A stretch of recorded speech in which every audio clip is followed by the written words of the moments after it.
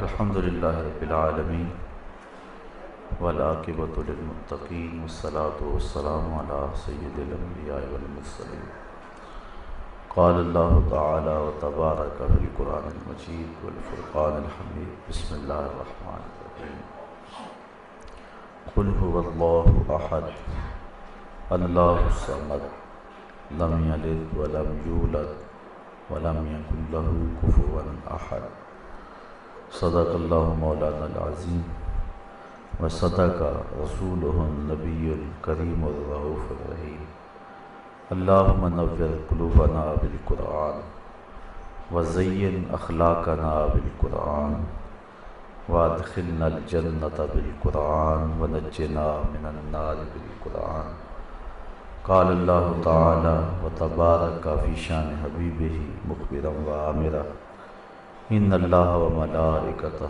یصلون علی النبی یا ایہا الذین آمنوا صلوا علیہ وسلموا تسلیما الصلاۃ والسلام علیک یا رسول اللہ وعلی آلک واصحابک یا حبیب اللہ الصلاۃ والسلام علیک یا رسول اللہ وعلی آلک واصحابک یا محبوب رب العالمین۔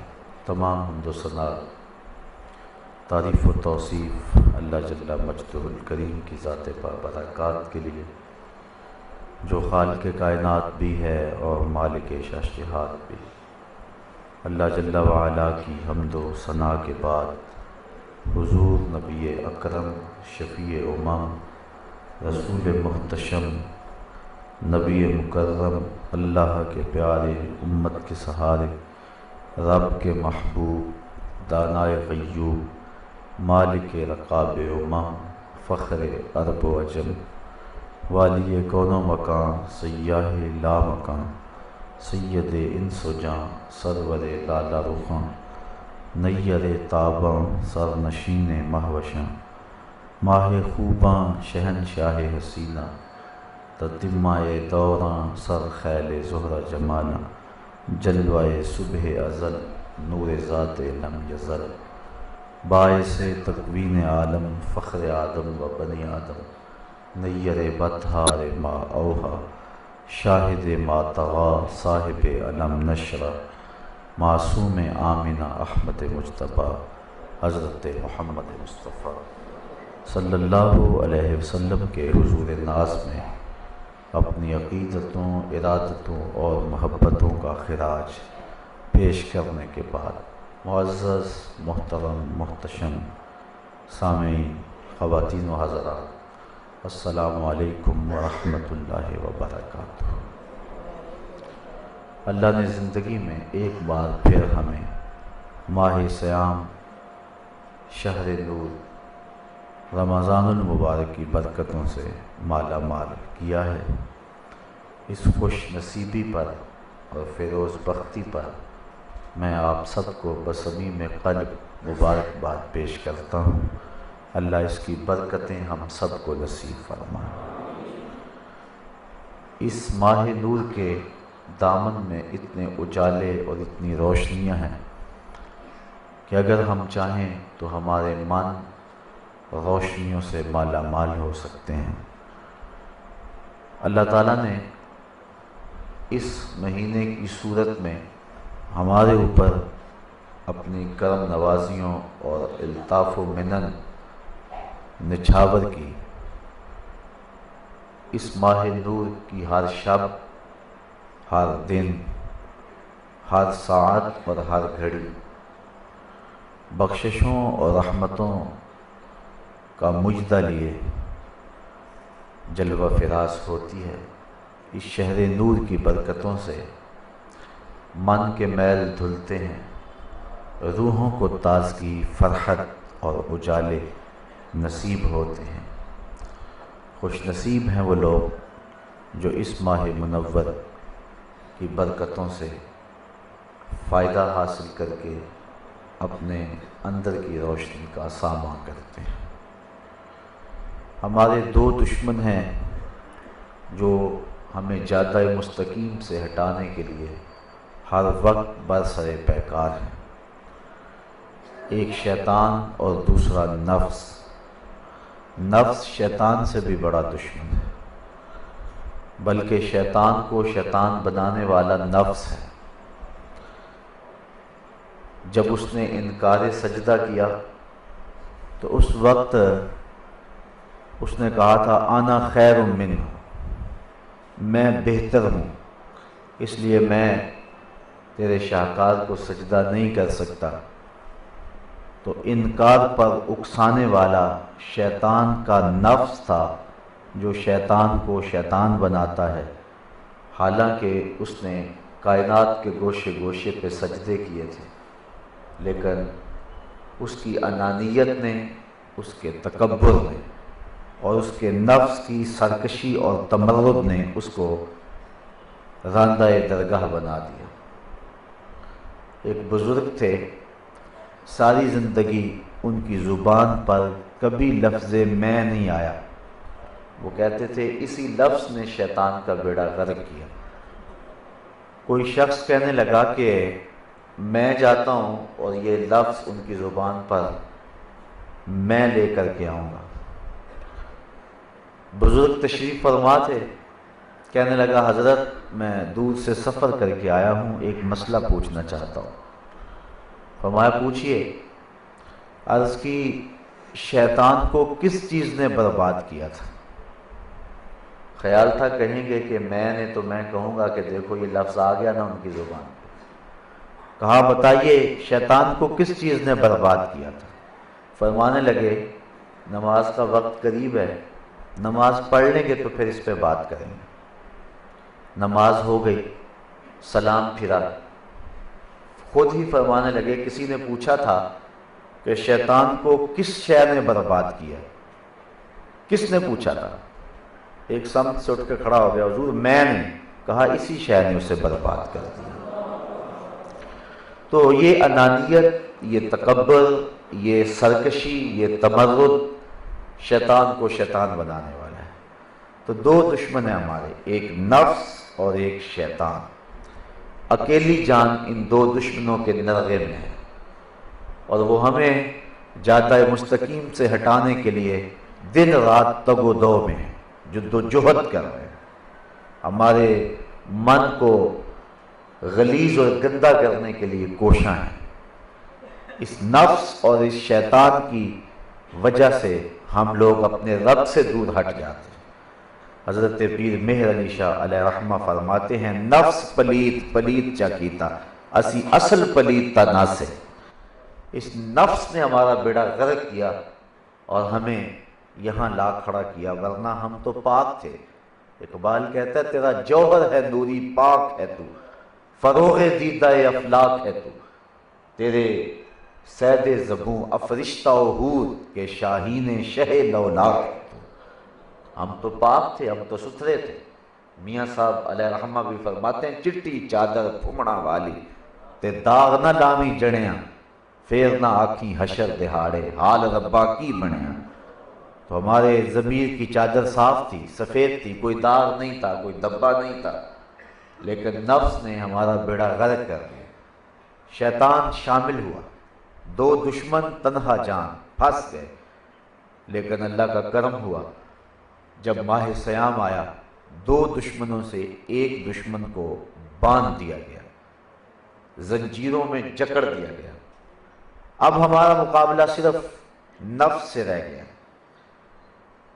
ماہ سیام کا چاند طلوع ہوتے ہی مسجدوں کے دروازے کھل گئے، اور جنہیں جمعۃ المبارک کی نماز بھی نصیب نہیں تھی وہ بھی پنجگانہ نماز کی حاضری کے لیے مسجد میں نظر آتے ہیں۔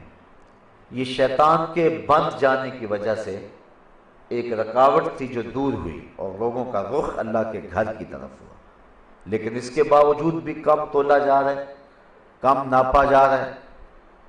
نظر کی بدکاری ہے، خیال، وسوسے اور سوچوں کی ناپاکیزگی کا طوفان ہے، یہ نفس موجود ہے۔ شیطان بند گیا، نفس موجود ہے۔ جو نیکیوں کی طرف رغبت ہوئی وہ شیطان کے بند جانے کی وجہ سے ہوئی، اس کے باوجود بھی گناہ ہو رہے ہیں، یہ نفس کی موجودگی کی دلیل ہے۔ دو دشمن تھے، ایک دشمن باندھ دیا گیا، اب ہمارا مقابلہ 1 to 1 ہے۔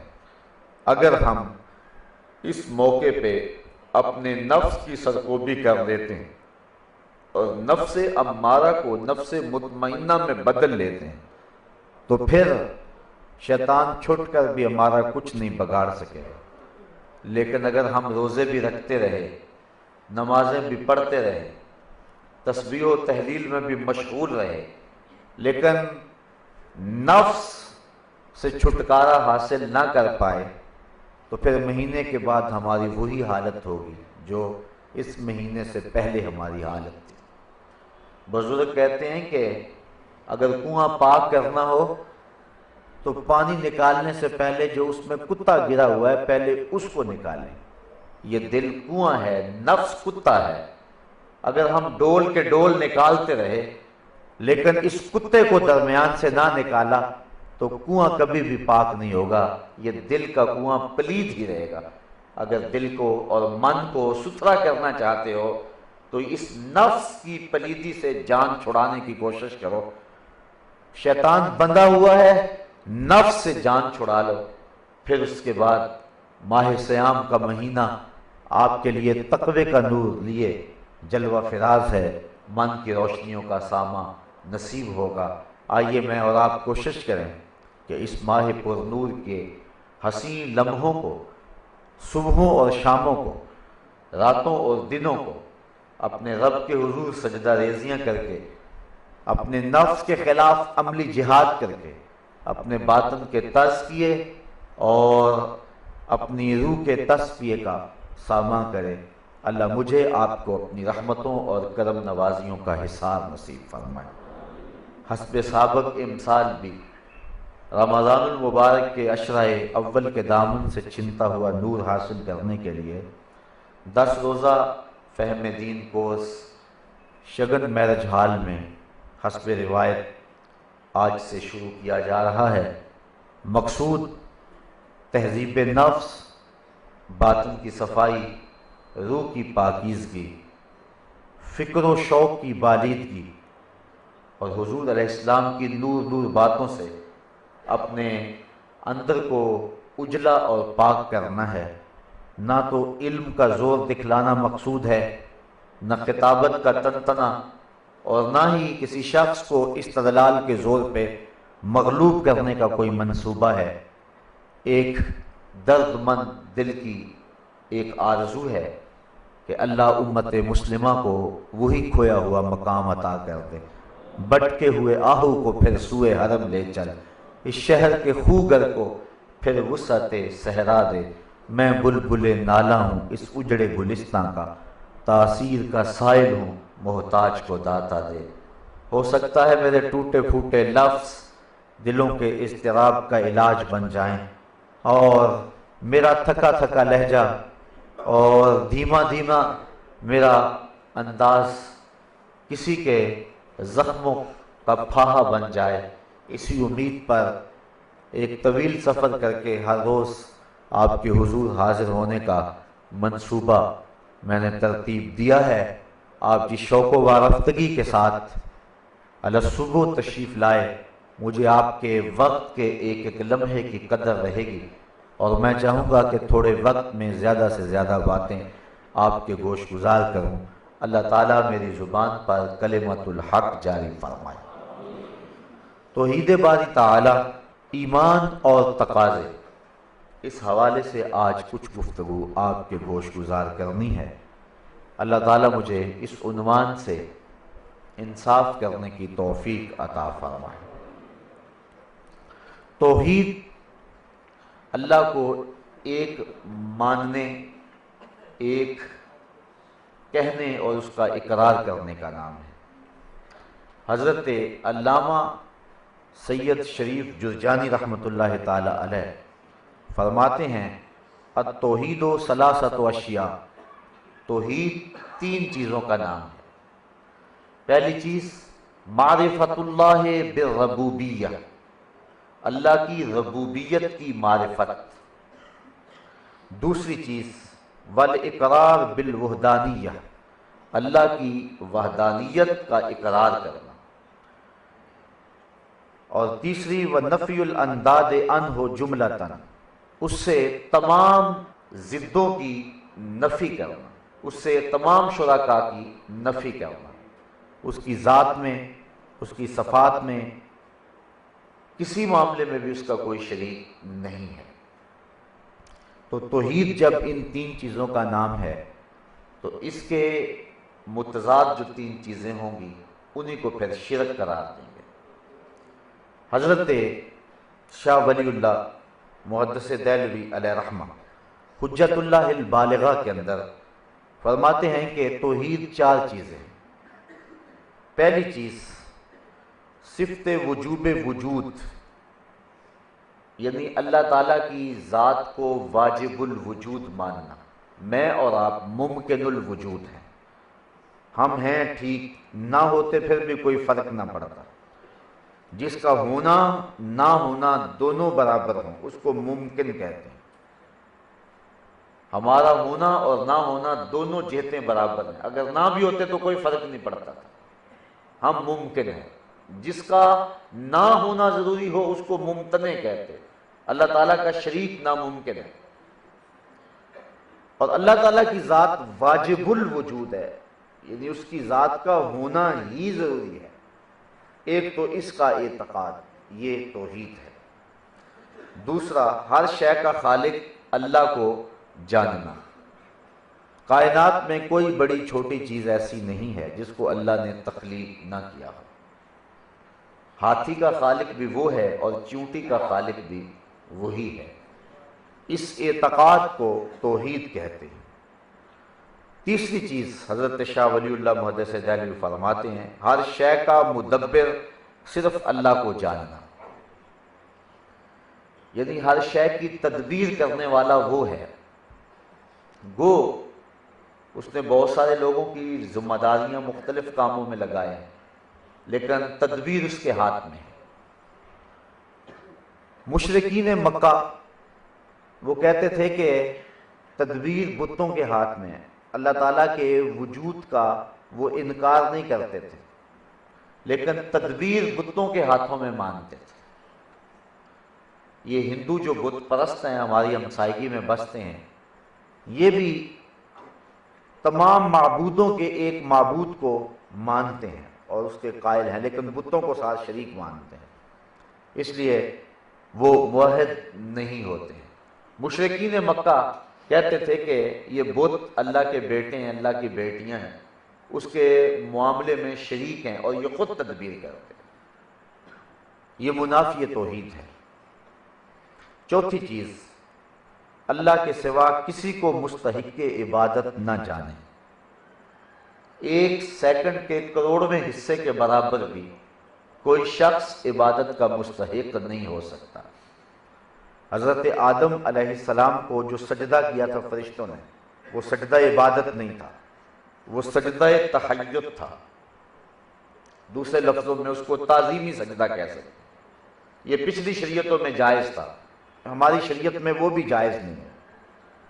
اب کسی کو عبادت کا مستحق سمجھتے ہوئے سجدہ کرنا شرک ہے، کفر ہے، اور اگر کوئی کسی کو عبادت کا مستحق نہیں سمجھتا اور تعظیماً سجدہ کرتا ہے تو ہماری شریعت میں یہ بھی حرام ہے، من وجہ شرک ہے، کہ دیکھنے والے کو یہ محسوس ہوگا کہ شاید یہ سے پوچھ رہا ہے۔ حد رکوع تک کسی کے لیے جھک جانا ہماری شریعت میں یہ بھی جائز نہیں ہے۔ الانحناء للسلطان او لغیرہ مکروہ، کسی بادشاہ کے لیے یا کسی اور کے لیے رکوع تک جھکنا ہماری شریعت کے اندر جائز نہیں ہے، اور اگر عبادت کی نیت سے جھکے گا تو کفر ہوگا، لیکن اگر محض تعظیم کے لیے جھکے گا تو پھر بھی جائز نہیں ہے۔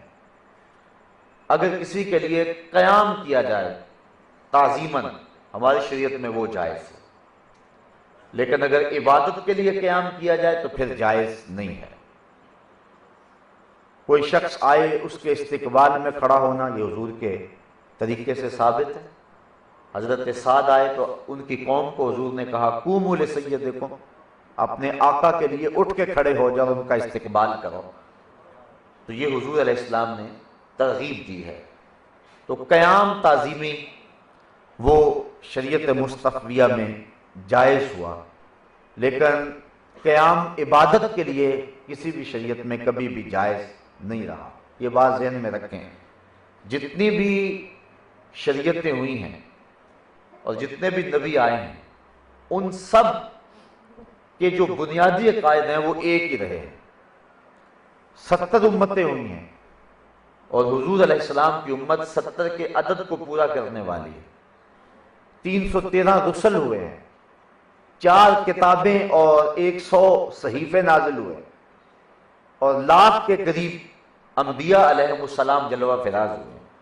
ان سب کی جو بنیادی تعلیمات ہیں وہ ایک ہی ہیں، اس میں سر منہ بھی فرق نہیں ہے۔ احکام میں فرق آتے رہے لیکن اعتقادات جو بنیادی ہیں وہ ایک ہی رہے۔ تو کسی دور میں کبھی بھی اللہ کے علاوہ ایک سیکنڈ کے لیے بھی کسی کو سجدہ روا نہیں رہا ہے۔ حضرت آدم علیہ السلام کو جو فرشتوں نے سجدہ کیا تھا، یا حضرت یوسف علیہ السلام جب تخت پہ جلوہ فراز تھے اور انہوں نے جو بچپنے میں خواب دیکھی تھی کہ 11 ستارے، ایک چاند اور ایک سورج مجھے سجدہ کر رہے ہیں، اور ان کی جب تعبیر دیکھی اور ان کی رشتے میں خالہ، ان کے والد گرامی حضرت یعقوب علیہ السلام اور ان کے 11 بھائی جب ان کے سامنے سجدہ ریز ہوئے تو وہ سجدہ تعظیمی تھا، سجدہ تحیت تھا۔ آج ہمارا تحیت کیا ہے؟ السلام علیکم، یہ ہے تحیت المسلم۔ جب ایک مسلمان دوسرے مسلمان کو ملے تو کہے السلام علیکم، کوئی کلام کوئی گفتگو کرنے سے پہلے السلام علیکم کہے، اس کا معنی ہے کہ تیری سلامتی، اور وہ بھی آگے جواباً کہے وعلیکم السلام، کہ تجھے بھی سلامتیاں ہوں۔ یہ ایک مومن ملاقات کرتے ہی دوسرے مومن کو ضمانت دیتا ہے کہ تیری عزت، تیرا مال، تیری آبرو، اس کو میری طرف سے کوئی خطرہ نہیں ہے، میں تجھے سلامتی دیتا ہوں۔ اور وہ کہتا ہے میرے بھائی اگر تو سلامتی دیتا ہے تو میں بھی سلامتی دیتا ہوں تجھے، میری طرف سے بھی تجھے کوئی خطرہ نہیں ہوگا۔ یہ منافقت ہے کہ زبان سے السلام علیکم کہے اور نیچے سے جڑیں کاٹے۔ وہ کیا کسی نے کہا تھا کہ دوست ہوتا نہیں ہر ہاتھ ملانے والا، یہ منافقت کا انداز ہے۔ جب مومن کہتا ہے السلام علیکم، زمین بدل جائے، آسمان بدل جائے، سورج اپنی رفتار اور اپنا مدار بدل لے، چاند چاندنی دینا چھوڑ دے اور ستاروں کی روشنی ختم ہو جائے، لیکن مومن جب یہ عہد کرتا ہے اور یہ وعدہ دیتا ہے اپنے بھائی کو السلام علیکم، اس وعدے سے منحرف نہیں ہو سکتا۔ تو السلام علیکم کا معنی ہے تجھے سلامتی، اور یہ ہے تحیت المسلم۔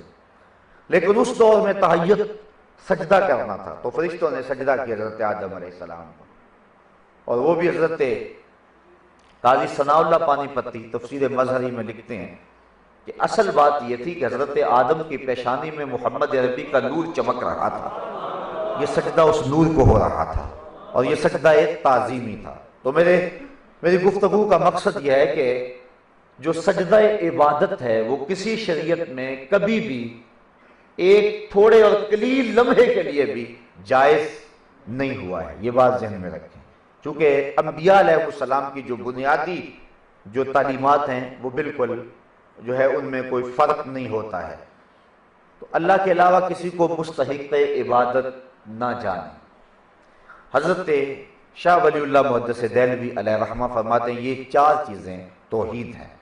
میر شریف جرجانی علیہ رحمہ نے اوپر جو تعریف میں نے آپ کے سامنے رکھی کہ اللہ کی ربوبیت کی معرفت، اس کی وحدانیت کا اقرار، اور اللہ تعالیٰ کی ذات سے جو ہے وہ شریک کی نفی کرنا، یہ توحید ہے، اور یہی توحید خالص ہے۔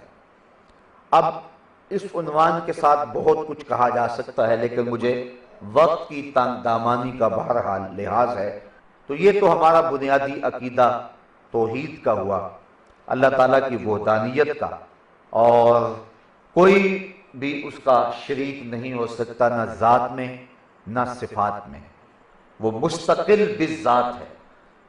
ہم اللہ تعالیٰ کی کرم نوازیوں کے نور سے فیض حاصل کر کے اس دنیا کے اوپر سما، حیات، زندگی، جو کچھ بھی ہمیں نصیب ہوا، لیکن اللہ تعالیٰ سما، حیات، جو کچھ بھی اس کی صفات ہیں، جو نہ عین ذات ہیں نہ غیر ذات ہیں، یہ نہیں کہ وہ حادث ہیں کہ پہلے نہیں تھی بعد میں ہیں یا ان کو پیدا کیا گیا، بلکہ اللہ تعالیٰ کی ذات کی طرح وہ بھی مستقل بالذات ہیں، اور وہ اپنی ان صفات کے لیے کسی کا محتاج نہیں۔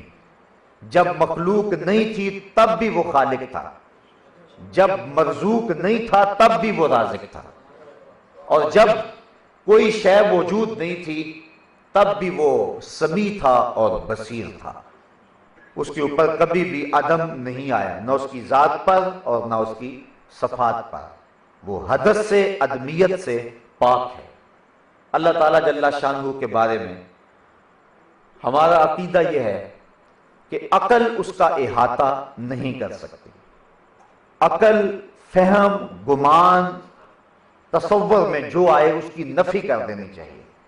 یعنی ہمارا عقیدہ ہے کہ وہ موجود ہے، واجب الوجود ہے، لا شریک ہے، پوری کائنات کو وہ اپنے قبضہ قدرت میں لیے ہوئے ہے، کسی کا محتاج نہیں، سارا زمانہ، سارا جہان اس کا محتاج ہے، اسے کسی کی ضرورت نہیں، سارے زمانے کو اس کی ضرورت ہے۔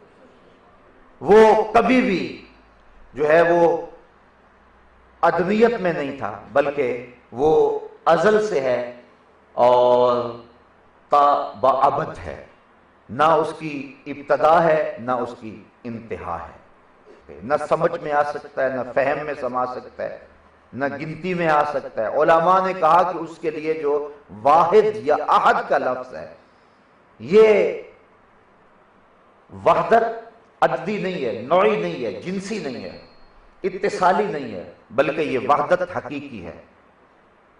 یعنی اگر اس کو وحدت عددی کہیں گے تو واحد عربی میں کہتے ہیں الواحد نصف الاثنین، واحد دو کے آدھے کو کہتے ہیں، جو دو کا آدھا ہو اس کو کہتے ہیں ایک، اس کو کہتے ہیں عددی اعتبار سے واحد ہونا۔ اللہ تعالیٰ جل شانہ اس سے بھی پاک ہے، دو کا آدھا ہونا اللہ اس سے پاک اور مبرر ہے، اس کی مثل نہیں کہ جس سے مثال دی جا سکے، لیسا کمثلہ شیء، اس لیے عقل انسانی سمجھنے سے قاصر ہے۔ اکبر الہ آبادی نے بڑی خوبصورت بات کی تھی کہ تو دل میں تو آتا ہے سمجھ میں نہیں آتا، میں جان گیا بس تیری پہچان یہی ہے۔ دل مانتا ہے کسی ذات کو لیکن وہ حدود عقل سے ورا ہے، نہ دیکھا جائے، نہ سونگا جائے، نہ چھوا جائے، نہ پکڑا جائے، نہ سنا جائے، نہ عقل کے دائرے میں آئے، لیکن اس کے باوجود بھی موجود ہے، بلکہ واجب الوجود ہے۔ اب انسان کہے کہ میری سمجھ میں نہیں آتا، تو کتنی چیزیں ہیں جو انسان کی سمجھ میں نہیں آتی لیکن انسان مانتا ہے۔ آسمان کی مثال لے لیجئے، 1 فٹ کی ٹائل بغیر سپورٹ کے، بغیر ستون کے آپ کھڑی نہیں کر سکتے۔ اتنا بڑا آسمان بغیر ستون کے کھڑا ہے، کیسے کھڑا ہے؟ انسان کیا اس کو سمجھ گیا ہے؟ تو انسان کے بس کا روگ ہی نہیں ہے۔ اگر کوئی تصور ذہن میں پیدا ہو جائے اللہ تعالیٰ کی ذات کے بارے میں، کوئی تصور پیدا ہو جائے ایسا ہے ویسا ہے، تو وہ ایسے ویسے سے پاک ہے، یعنی کم سے بھی پاک ہے، کمیت سے بھی پاک ہے۔ مقولات عشر میں سے کوئی شے اس کا احاطہ نہیں کر سکتی۔ تو پھر جو بھی خیال آئے اور جو بھی تصور باندھے یا تصور آ جائے، اس تصور کی نفی کریں کہ وہ خدا نہیں ہے، کیونکہ جو عقل کے دائرے میں آ گیا وہ خدا نہیں ہو سکتا ہے۔ عقل اس کی مخلوق ہے، اس لیے مخلوق خالق کا احاطہ کیسے کر سکتی؟ اس لیے ہماری سمجھ میں نہیں آ سکتی بات، سمجھ میں اس لیے نہیں آ سکتی لیسا کمثلہ ہی، اس کی مثل کچھ ہے ہی نہیں، کوئی مثل ہو تو مثال دینا۔ ایک نابینا آدمی جو پیدائشی نابینا ہے، اس کو آپ سمجھا سکتے ہیں کہ سبز رنگ یہ ہوتا ہے، سرخ یہ ہوتا ہے اور سفید یہ ہوتا ہے؟ کبھی ممکن ہی نہیں ہے۔ جو پیدائشی نابینا ہے اس کو آپ جو مرضی دلیل دے لیں لیکن اس کو نہیں سمجھا سکتے کہ سرخی اس طرح کی ہوتی ہے۔ حافظ صاحب کی کھیر مشہور ہے کہ کوئی حافظ صاحب نابینے تھے، ان کے پاس کھیر لے آیا اور کہا کہ حافظ جی کھیر کھا لیں، تو حافظ صاحب نے پہلے کبھی کھیر کھائی نہیں تھی، تو کہنے لگے کھیر کیسی ہوتی ہے؟ تو وہ کہنے لگا کہ جناب وہ بالکل سفید ہوتی ہے۔ اب آپ سب کو سفیدی کا تو پتہ نہیں تھا، کہنے لگے کہ سفیدی کیسے ہوتی ہے؟ وہ کہنے بالکل دودھ کی طرح۔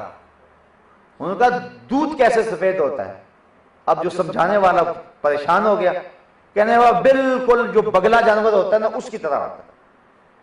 اب آپ سب کہنے لگے وہ بگلا کیسے ہوتا ہے؟ انہوں نے اپنے بازو کو یوں ٹیڑھا کیا اور کہا ذرا ہاتھ دو، ہاتھ دیا اور اپنے جو ہے وہ بازو پہ پھیرا، کہا اس طرح کا ہوتا ہے۔ تو آپ سب کہنے لگے پھر اتنی ٹیڑھی کھیر تو مجھ سے نہیں کھائی جائے گی۔ اب ان کو کھیر کی رنگت کو سمجھانا، چاہے بگلے سے سمجھائیں، چاہے دودھ سے سمجھائیں، چاہے چینی سے سمجھائیں، چاہے کسی اور چیز سے سمجھائیں، مجھے بتائیں آپ سمجھا سکتے ہیں اس کو جو پیدائشی نابینا ہے؟ اس کو سرخ رنگت سمجھا سکتے ہیں؟ اس لیے جو عقل محدود ہے لامحدود کو کیسے پہچان سکتی ہے؟ اس لیے ماننا ہے، جہاں تک بات ہے کہ عقل میں آ جائے یہ ممکن نہیں ہے۔ تو دل میں تو آتا ہے سمجھ میں نہیں آتا، میں جان گیا بس تیری پہچان یہی ہے۔ تو باوجود کہ عقل اس کا ادراک نہیں کر سکتی، فہم کا من نہیں ڈال سکتا، سوچیں لاغر ہیں، خیالات کمزور ہیں اور علم بے بس ہے۔ حضرت سیدنا صدیق اکبر رضی اللہ تعالیٰ عنہ فرماتے ہیں العجز عن ادراک ہی ادراکن، انسان جب چل چل کے تھک جاتا ہے اور پھر کہتا ہے میری بس، کہا یہی اس کا ہے، یعنی اس کے ادراک سے عاجز آ جانا یہی اس کا ادراک ہے۔ بندہ کہے میری بس، یہ میرے بس کا روگ نہیں ہے۔ تو جب بندہ ہاتھ جوڑ کے کھڑا ہو جائے کہ میری بس، میں نہیں جو ہے وہ احاطہ کر سکتا، تو بندے کی بے بسی ہی جو ہے وہ اللہ تعالیٰ جل شانہ کا یقین بندے کو دیتی ہے۔ اس لیے اس کی ذات کے بارے میں ہم کوئی تصور ذہن میں قائم نہیں کر سکتے۔ جن لوگوں نے یہ بات کہی کہ وہ کرسی میں بیٹھا ہے اور 4 انگل بھی کرسی نہیں بچی بلکہ چیر چیر کر رہی ہے، انہوں نے غلط کہا ہے۔ یہ تشبیہ کا عقیدہ ہے، ہم نہیں اس کو مانتے۔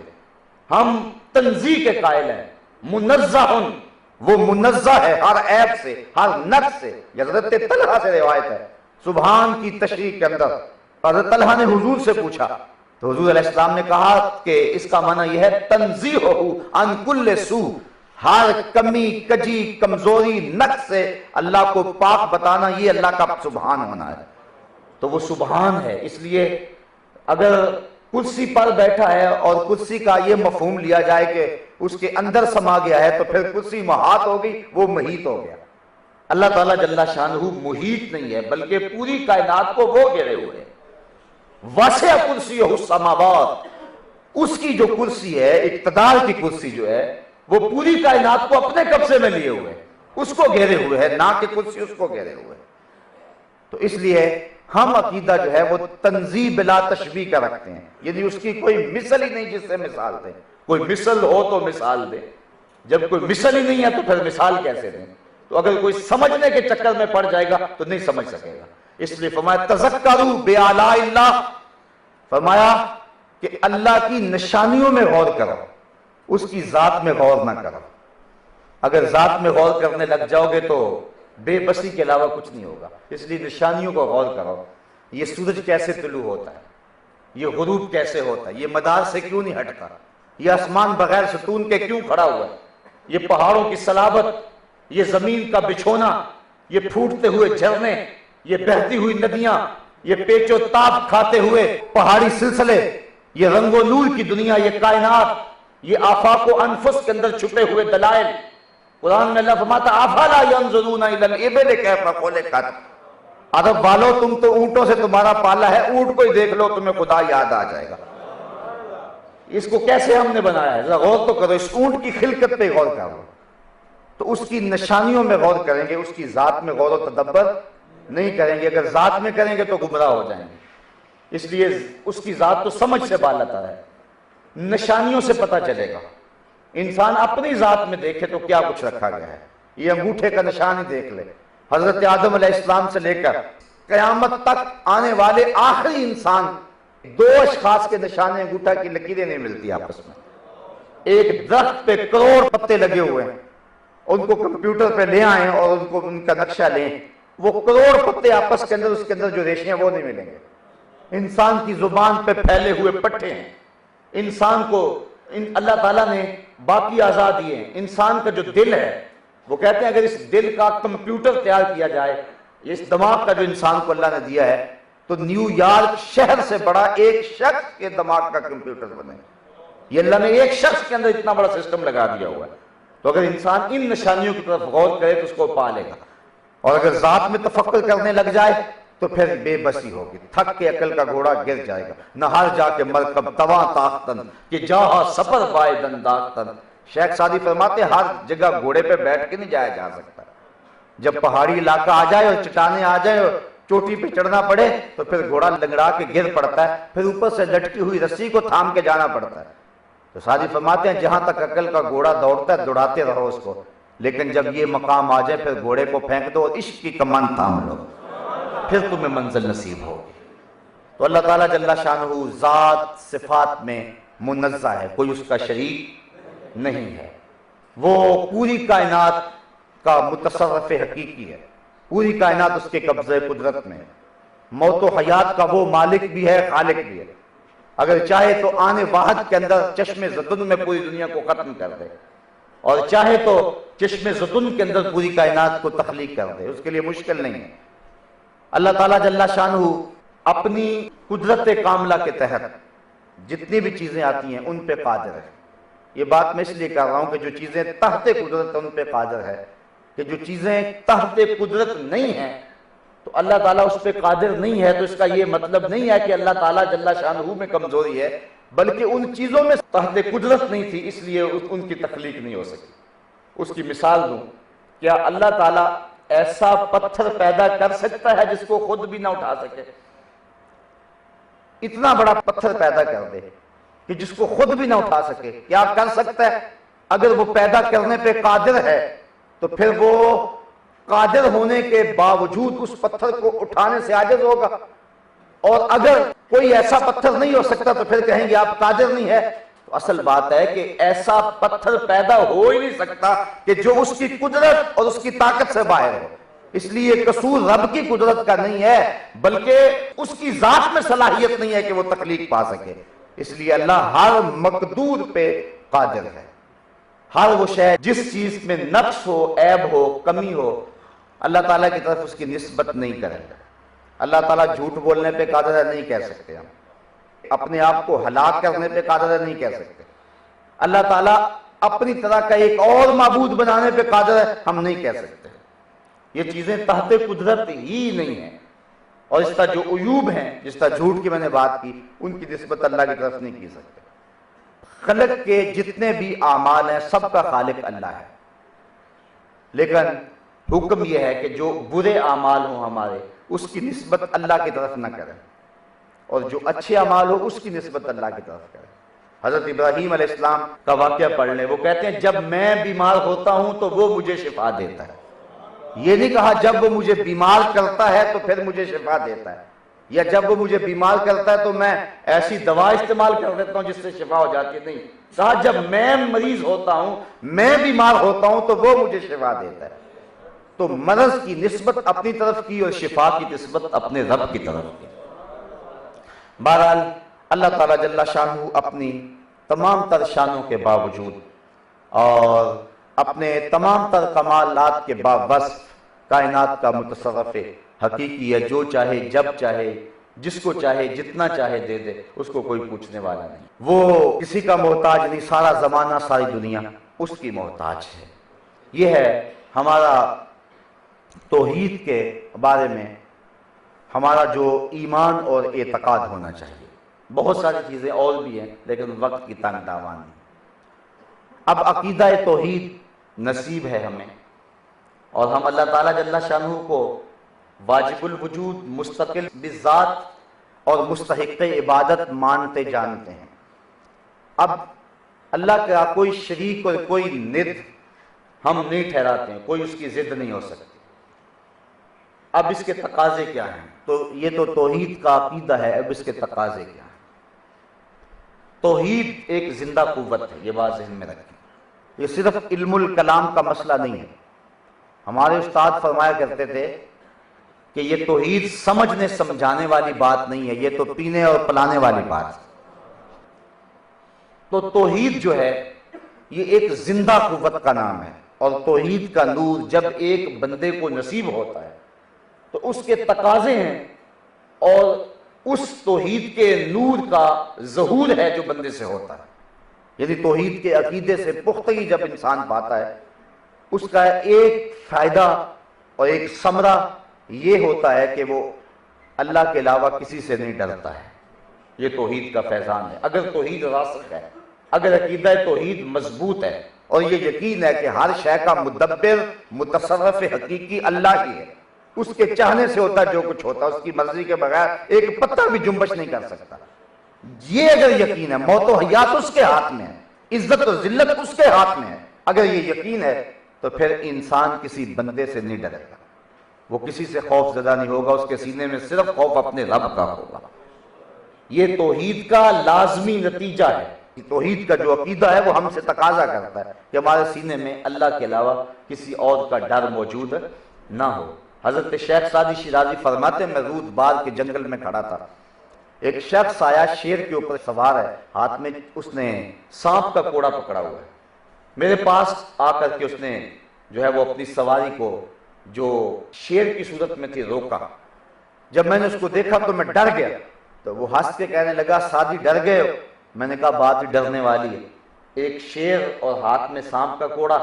تو وہ بزرگ مسکرا پڑے، کہا سعدی تو خدا کا ہو جا، خدا کی ساری خدائی تیری ہو جائے. تو یہ نہیں ہو سکتا کہ انسان کو توحید کا نور نصیب ہو جائے اور پھر غیر اللہ کا ڈر اس کے سینے میں رہے.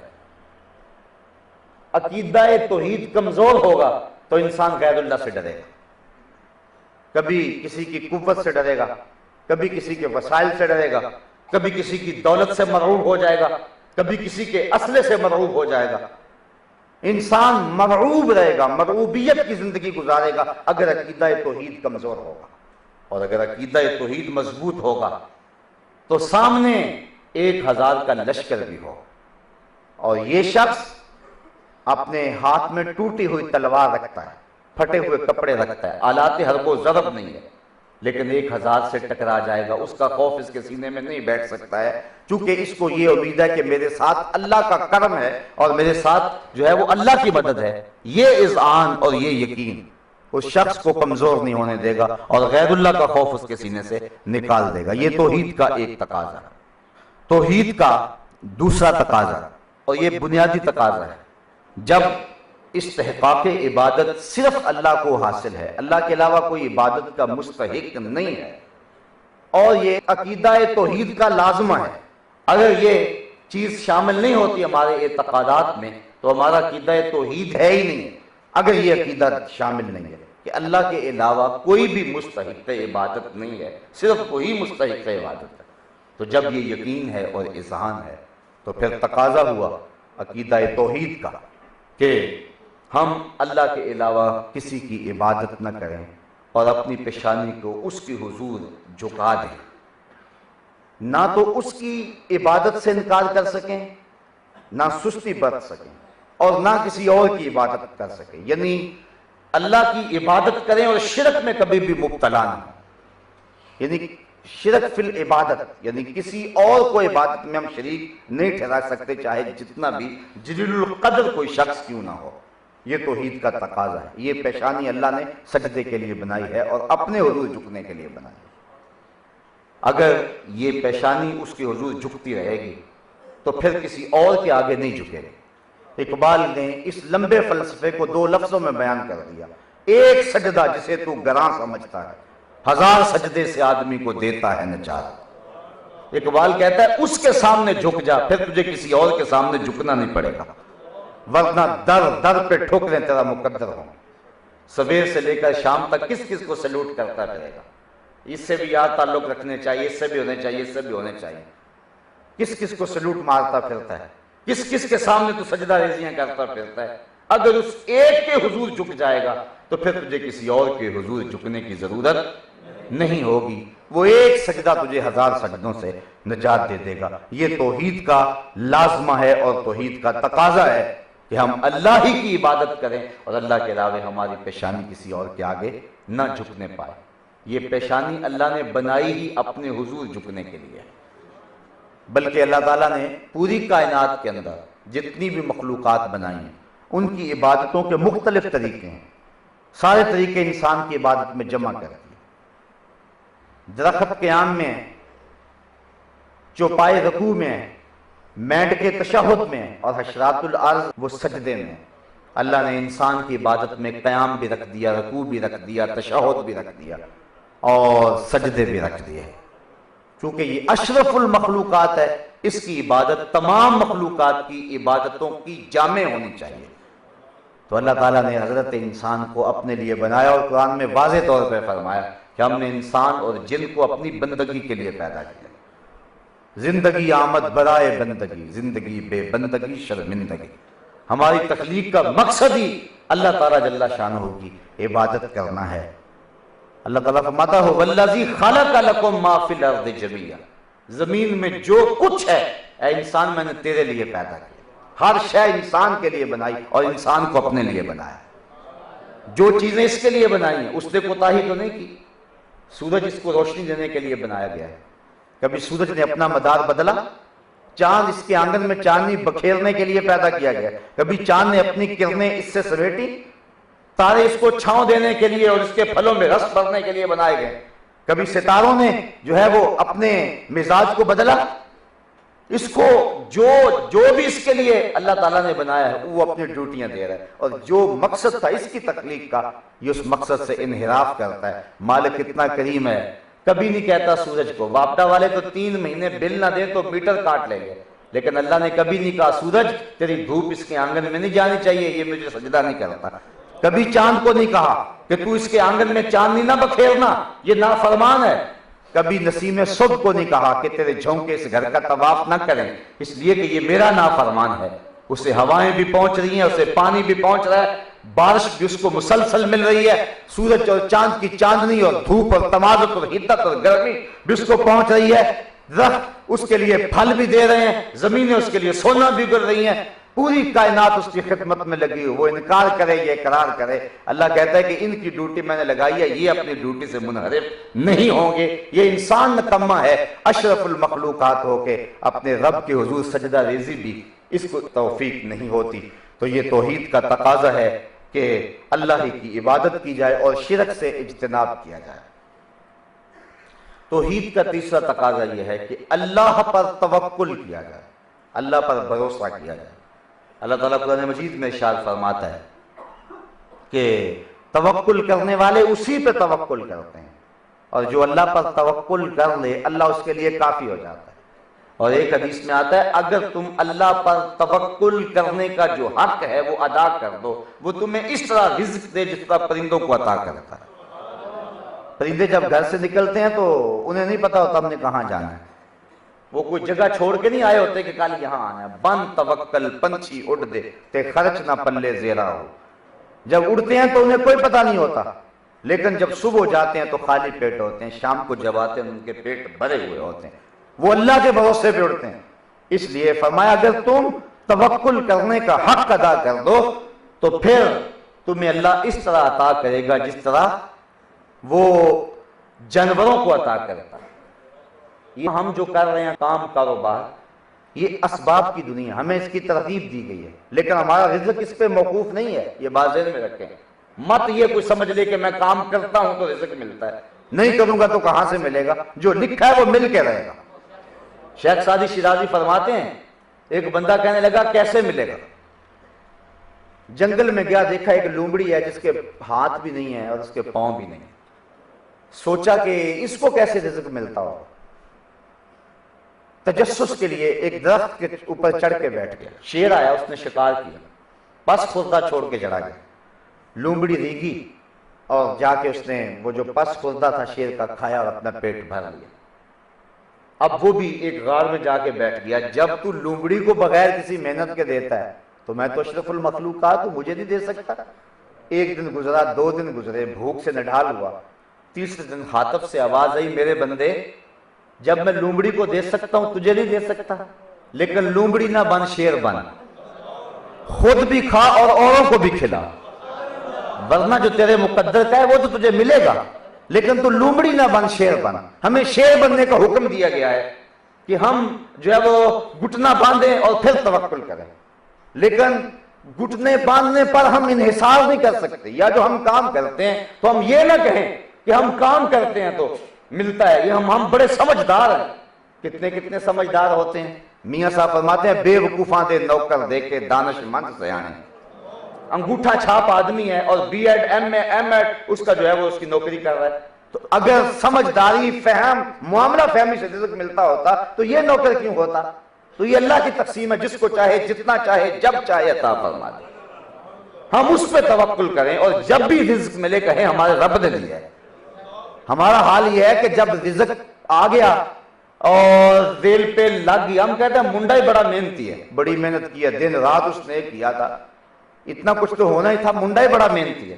اور جب کام ایک دم دھڑم گر جاتا ہے کہتا ہے کیا کریں، اللہ کی مرضی، اللہ کو منظوری ایسے تھا. جب کام ٹھپ ہوا تو پھر کہنے لگا کہ اللہ کو منظور ایسے تھا. اور جب کام چل رہا تھا اس وقت منڈے کی محنت آ گئی تھی. اور میاں دیکھ منڈا کیا کرے گا. حضرت علی المرتضیٰ فرماتے ہیں میں اپنی تدبیروں کی شکست سے رب کو پہچانوں. یعنی میں ایک منصوبہ بناتا ہوں کہ یوں ہوگا لیکن ہو کچھ اور جاتا ہے. کہا میں اس سے پہچانا ہے کہ کوئی رب موجود ہے. اپنے ارادوں اور تدبیروں کی شکست سے پہچانا ہے کہ کوئی موجود ہے. اس لیے اس پہ توکل کریں، اور اگر توکل کرنے کا حق ادا کر دیں فرمایا اس طرح رزق دے کر کو عطا کرتا ہے. یہاں ایک اور ضمنی بات عرض کرتا چلا جاؤں. وسیلہ جو ہے یہ توکل کے منافی نہیں ہے. اللہ پر ہی مومن کو بھروسہ کرنا چاہیے، لیکن اگر کسی نبی یا ولی کے وسیلے سے وہ اللہ کی بارگاہ میں پیش ہوتا ہے تو اس کو توکل کے بعض لوگ خلاف کہتے ہیں. اگر یہ توکل کے خلاف تھا تو حضور اس کی تعلیم ہی کیوں دیتے؟ ابن ماجہ شریف میں روایت ہے، امام طبرانی نے اپنی موجم میں لکھا، ترمذی میں ہے اور بھی کئی کتب میں. ایک نابینا آیا اور کہنے لگا حضور مجھے آنکھیں چاہیے. فرمایا اگر تو صبر کرے تو بہتر، اگر آ کے تو ٹھیک ہے تجھے مل سکتی آنکھیں. اس نے کہا مجھے تو آنکھیں چاہیے. میں جو 2 نفل پڑھا، اچھی طرح وضو کر کے 2 نفل پڑھا اور پھر حضور نے دعا دی اور کہا یہ دعا پڑھ. اس دعا کے اندر یہ لفظ تھے، اے اللہ میں تیرے نبی کے وسیلے سے دعا کرتا ہوں. حضرت عثمان بن حنیف روایت کرتے ہیں، کہتے ہیں کہ ہم بیٹھے ہوئے تھے، جب وہ واپس آیا تو اس کی آنکھوں میں روشنی آ چکی تھی. تو یہ حضور نے خود تعلیم دی. اگر توکل کے منافی ہوتا حضور خود تعلیم نہ دیتے. بعض لوگوں کو یہاں یہ گمان پیدا ہوتا ہے کہ وسیلہ تو شرک ہے، حالانکہ وسیلہ کہتے ہیں ما یتقرب بہ، جس کے ذریعے سے کسی اور کا قرب حاصل کیا جائے اس کو وسیلہ کہتے ہیں. اللہ تعالیٰ وسیلہ نہیں ہے، اللہ تعالیٰ تو مقصود ہے. اللہ تعالیٰ تو مقصود ہے، اس کے لیے وسیلہ حاصل کرنا ہے. سیڑھیاں وسیلہ ہیں، وسائط ہے، چھت مقصود ہے. تو اللہ تعالیٰ وسیلہ نہیں ہے، اللہ تعالیٰ مقصود ہے، اس کے قرب کے لیے سب کچھ کر رہے ہیں. تو یہ وسیلہ شرک کبھی نہیں ہو سکتا، کیونکہ اگر وسیلہ مقصود ہوتا تو شرک ہوتا. اور اللہ تعالیٰ نے خود قرآن مجید میں فرمایا وَابْتَغُوا إِلَيْهِ الْوَسِيلَةَ، اس کا قرب حاصل کرنے کے لیے کوئی وسیلہ تلاش کرو. لوگ کہتے ہیں وسیلے سے مراد اعمال ہو سکتے ہیں، سجدے، نیکیاں، اچھائیاں، اپنے صدقے اور اپنے زکوٰۃ کے ذریعے سے اللہ کا قرب حاصل کرو. یہاں سے اعمال ہے، وسیلہ یہاں ذوات نہیں ہے. میں کہتا ہوں میرا ٹوٹا پھوٹا سجدہ اور آپ کے ٹوٹے پھوٹے سجدے بہتر ہیں یا محمد عربی کا وسیلہ بہتر ہے؟ ہمارے اعمال میں جتنا مرضی حسن آ جائے کیا وہ حضور کی عظمت کو چھو سکتے ہیں؟ اس لیے اعمال کا وسیلہ بھی جائز ہے، ذوات کا وسیلہ بھی جائز ہے. اور وہ جو میں نے آپ کے سامنے حدیث رکھی ہے، حضور نے اپنے وسیلے سے دعا مانگنے کی تلقین کی. اور ایک اور روایت کے لفظ ہیں، حضرت عمر فاروق رضی اللہ تعالیٰ عنہ اپنے دور خلافت کے اندر خطبہ دے رہے تھے. کسی نے کہا کہ حضور بارش نہیں ہو رہی، دعا مانگو. حضرت عباس بن عبد المطلب بیٹھے ہوئے تھے. انہوں نے کہا اللہ ہم تیری بارگاہ میں تیرے نبی کے چچا کے وسیلے سے دعا مانگتے ہیں. اور پھر جب انہوں نے یہ دعا مانگی تو اللہ نے چھم چھم بارش بھی نازل فرما دی. حضرت فاطمہ بنت اسد رضی اللہ تعالی عنہ حضور کی چچی لگتی ہے، حضرت علی المرتضیٰ کی والدہ ماجدہ. جب ان کی تدفین کرنے لگے تو حضور علیہ السلام ان کی قبر میں اترے اور پھر دعا کی، اے اللہ میری ماں کی بخشش کر دے، میرے وسیلے سے اور میرے سے قبل جتنے نبی ہوئے ہیں ان کے وسیلے سے. تو توکل کے منافی وسیلہ نہیں ہے بلکہ اللہ کا قرب پانے کا یہ بھی ایک مؤثر ذریعہ ہے. بہرحال اس عنوان سے پھر لمبی کبھی گفتگو ہو. الحب للہ والبغض للہ، جس سے بھی پیار کریں اللہ کے لیے اور جس سے بھی نفرت کریں اللہ کے لیے. یہ تقاضا ہے.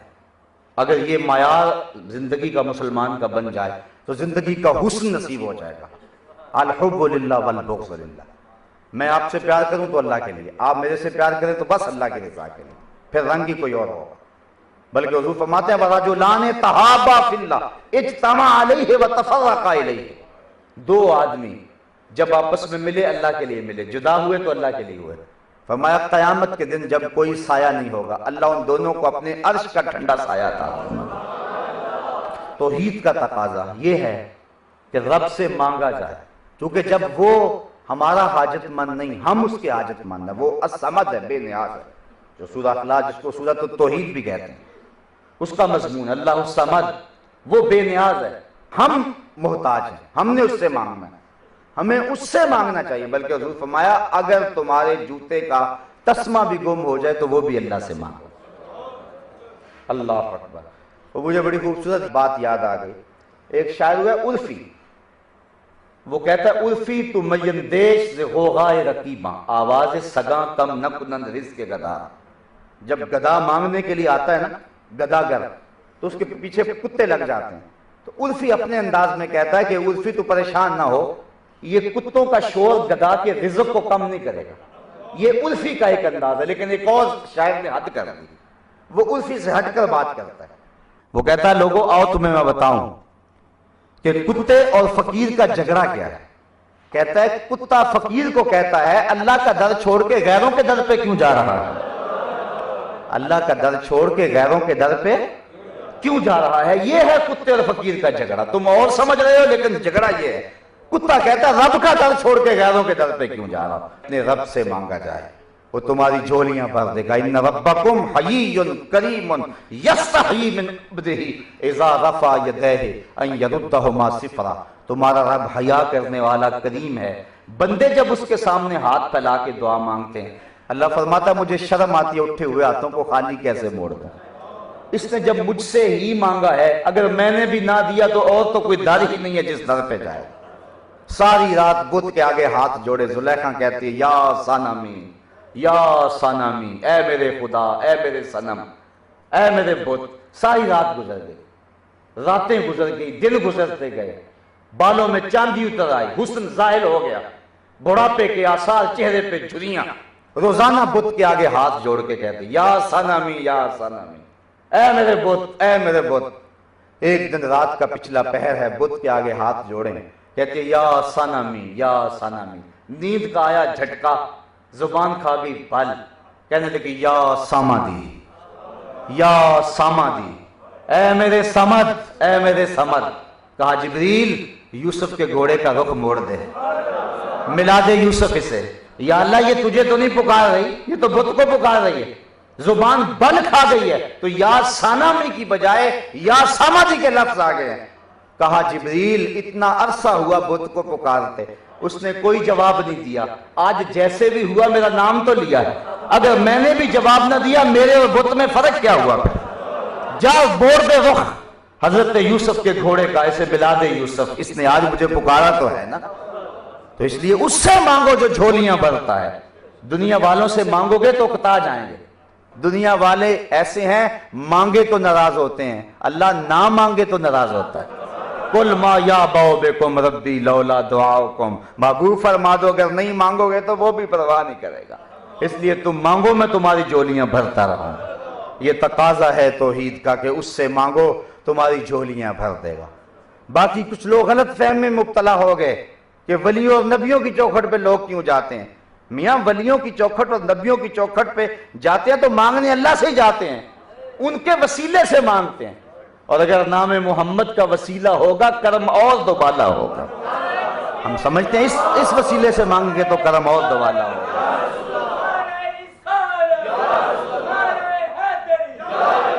تو آؤ اس سے مانگو، اپنی جھولیاں پھیلا دو. تمہاری ساری ضرورتوں کا کفیل وہ ہے. سحری کے وقت اس کی رحمتیں بہت قریب آ جاتی ہیں.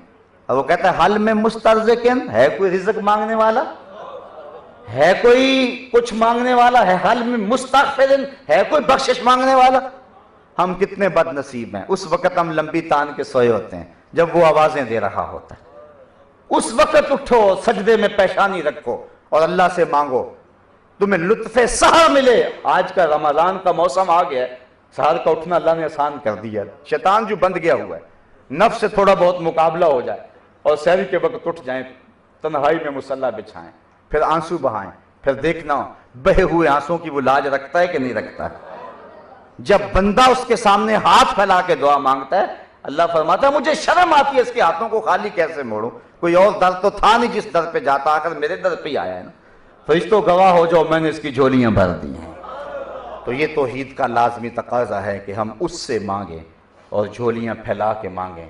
آئیے میں اور آپ اللہ تعالیٰ کی ذات پر تیقن، اور یہ دولت ہی ایسی دولت ہے جب کسی مومن کے سینے کو منور کرتی ہے، پھر غیر اللہ کا ڈر اس کے سینے میں موجود نہیں رہتا ہے، اور پھر یہ تقاضے بھی خود بخود نصیب ہوتے چلے جاتے ہیں۔ توحید کا تقاضا یہ ہے کہ اللہ کے لیے کسی غیر کی ملامت سے نہ ڈرے۔ ایک لفظ ہے لوگ کیا کہیں گے، ایک صاحب نے سنا ہوگا لوگ کیا کہیں گے، اگر میں نے یہ کیا تو لوگ کیا کہیں گے۔ ایک طرف اللہ کا حکم ہے، ایک طرف لوگ کیا کہیں گے، تو پھر اس کا مطلب ہے عقیدہ توحید کمزور ہے۔ اگر عقیدہ توحید مضبوط ہے، زمانہ ملامتیں کرتا پھرے لیکن اللہ کے حکم پہ اپنی جان بھی قربان کر۔ توحید تو یہ ہے کہ خدا حشر میں کہہ دے یہ بندہ دو عالم سے خفا میرے لیے تھا۔ تو یہ خیال کہ لوگ کیا کہیں گے، بعض کا ہم عمل کرنا چاہتے ہیں لیکن معاشرہ آڑے آتا ہے، حالات آڑے آتے ہیں، لوگ کیا کہیں گے۔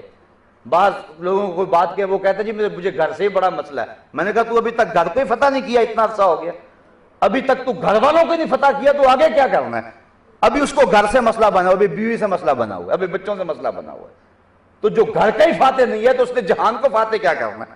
اور تو محمد ربی کا شعر ہے، تو نے تو پوری کائنات کو تسخیر کرنا، تو بھی گھر کے چکر سے نکل سکا۔ جی گھر والے نہیں مانتے تو لوگ کیا کہیں گے، یہ عجیب چکر ہے۔ تو توحید کا یہ تقاضا ہے کہ کسی کی پرواہ نہ کی جائے۔ توحید کا نور جب سینے میں آتا ہے تو بندے کو پرواہ ہوتی ہے تو صرف اللہ کی پرواہ ہوتی ہے۔ اللہ اکبر۔ اقبال کہتا ہے ہر لحظہ ہے مومن کی نئی آن نئی شان، گفتار میں کردار میں اللہ کی برہان، یہ راز کسی کو نہیں معلوم کہ مومن قاری نظر آتا ہے حقیقت میں ہے قرآن، جس سے جگر لالا میں ٹھنڈک ہو وہ شبنم، دریاؤں کے دل دہل جائیں جس سے وہ طوفان، جب باری ہو قہاری ہو قدوسی ہو جبروت، یہ چار عناصر ہو تو بنتا ہے مسلمان۔ کیا ہمارے اندر یہ عناصر اربع ہیں؟ کیا ہم اللہ کے لیے زمانے سے ٹکر دینے کے لیے تیار ہیں؟ اگر ہیں تو مبارک ہو، لیکن ابھی ہم ابھی تک بیوی کو نہیں فتح کر سکے۔ ہم نے کیا زمانے کو تسخیر کرنا ہے، کیا کمندیں ڈالنی ہیں ستاروں پہ، اور کیا جہان کو ہم نے اپنا نقشیر بنانا ہے۔ اس لیے یہ فکر کہ لوگ کیا کہیں گے، حالات ایسے ہیں، معاشرہ اجازت نہیں دیتا، ابھی تک تو اس میں پھنسا ہوا ہے۔ دیکھ ان عرب کے بادیہ نشینوں کو جنہوں نے سب کچھ حضور کی دہلیز پہ رکھ دیا اور اپنا سب کچھ حضور کی راہوں میں قربان کر دیا۔ تو جب تک توحید کا یہ نور سینے میں اتنی روشنی پیدا نہیں کرتا تو پھر سمجھ لیں توحید کا نور آیا ہی نہیں ہے۔ تو یہ توحید کے تقاضے ہیں۔ اللہ تعالیٰ جل شانہ مجھے اپنی رحمتوں اور کرم نوازیوں کا نور نصیب فرمائے۔ وآخر دعوانا ان الحمدللہ رب العالمین۔ آفاق کے ہر گوشے میں قرآن سنا کر دم لینا، اب رکنا نہیں، اب تھمنا نہیں، فردوس میں جا کر